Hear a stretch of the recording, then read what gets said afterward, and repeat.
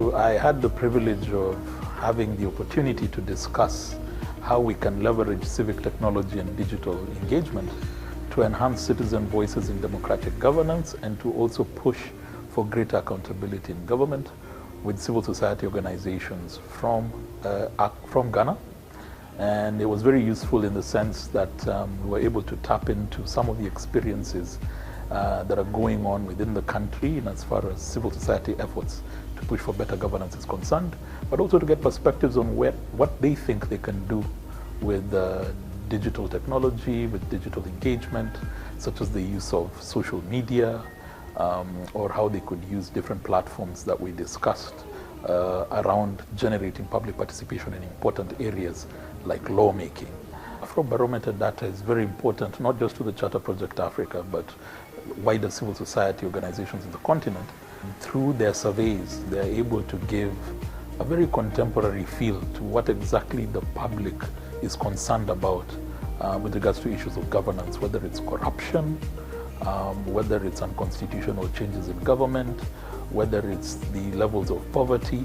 They give very useful information that can be used to shape what kind of questions we should be asking of our governments. And as Charter Project Africa, this becomes one of the starting points we use in our research on how to advance certain themes of democratic governance issues.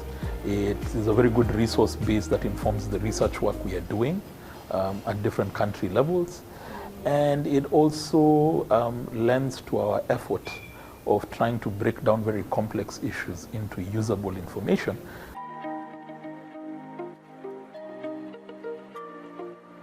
So we look at issues of access to justice, we look at issues of court orders and the efficacy of the courts to respond to COVID-19, we look at legality and constitutionality of the limitation of rights that was happening during COVID-19. We look at the regulations that were passed and how far they comply with regional human rights norms and standards. So those are the themes around which we built this scorecard on. And this is just the first in a series of scorecards that will come looking at issues of governance and human rights. Afrobarometer has been helpful in terms of conceptualizing, but also in terms of framing. The countries that we are looking at, 16 countries in total, are based on Afrobarometer countries that have been part of round 8 and round 9, which are the two latest rounds of Afrobarometer. So those are the countries that we look at. We have also looked at some of the templates, the systems, the models, the frameworks that Afrobarometer has been using, and we have tried to streamline those in our work. At the end of the day, the products are also going to be used jointly together with Afrobarometer and other entities that are part of this project.